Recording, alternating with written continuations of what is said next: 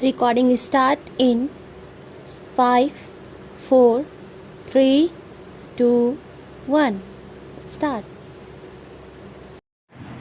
When I am asked to lay the foundation stone of a building meant to house a public utility department such as the post and telegraphs, my immediate reaction is to accept such an invitation. On such occasions, I feel happy partially because they provide me an opportunity of studying and familiarizing myself with the systematic growth and development of a government department over many past years, and partially because such an occasion is symbolic of the real progress of the department in question. The decisions to have adequate and the right type of office accommodation and to make the necessary budgetary provision for the same are necessarily important landmarks in the evolution and growth of a department. When we think of the post and telegraphs department, a whole host of ideas and past associations rush up and jostle for expression. After the Indian Railways, it is the largest public utility service of the government. In point of time, the postal and telegraph service may be described as the first nationalized undertaking of the government because it was as long back as 1837 that the government assumed the sole right of conveyance of mail and made the establishment of post offices within the East India Company's territories necessary. Before the year, some kind of private postal system was in vogue.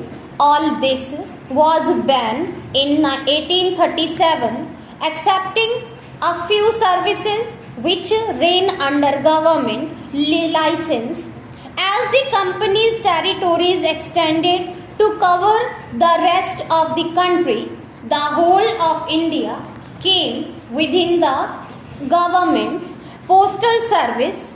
The introduction of the railways in 1853 put the conveyance of mail on a proper footing. In fact, it marked the end of one epoch in the postal history of India and the beginning of another.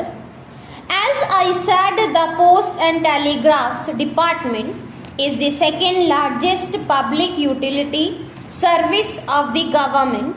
Where the common man is concerned, no other governmental activity functions as intimately and as extensively as this department.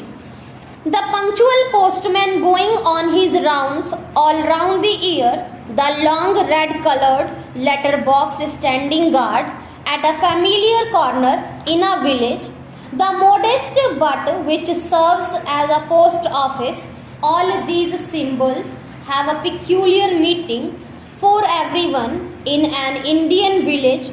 From earliest postal service has been the most obvious governmental activity in India. The functions of the post and telegraphs departments are many and when, apart from its primary responsibility or provision, communications by road, rail, air and steamer, or by the installation of telegraphs, offices and telephone exchanges, it functions as the agent of the government to help the public invest their money in national savings certificates.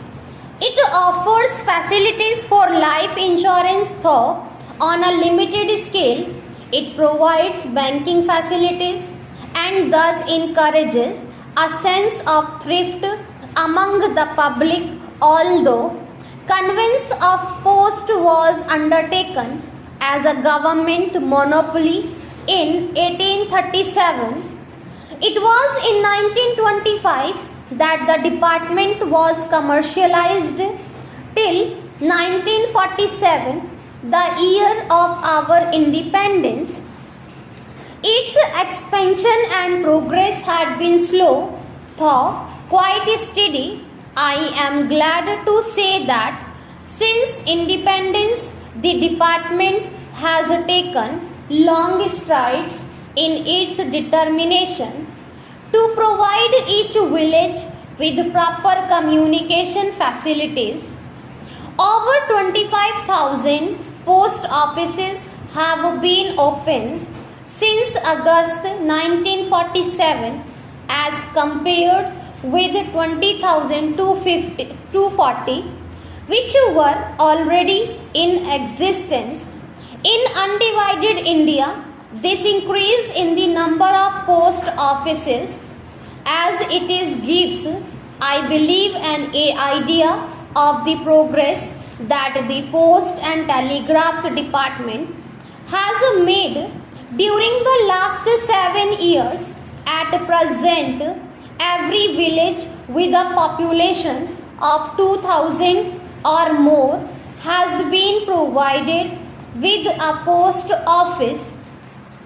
No wonder that the number of letter boxes has also gone up about 130%. Apart from this quantitative expansion in all directions, a good deal of progress has also been made in reducing the time lag and otherwise providing the general service for the benefit of the public.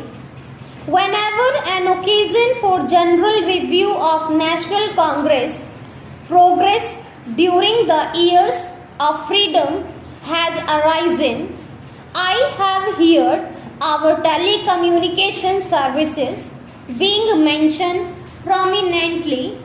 I would like to congratulate the Ministry of Communications and the P&T Directorate for the amount of goodwill and appreciation they have earned for themselves.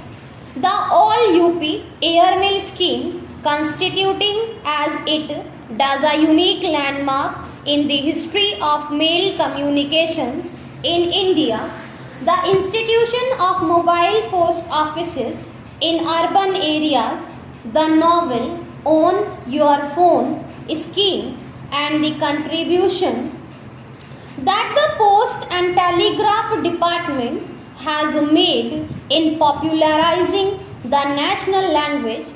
These are some of the things which have been greatly appreciated by the public. Expansion of the postal and telecommunication services in the rural areas is the main item in the 5-year plan. So far as your department is concerned, I am glad that to say that well done, boys.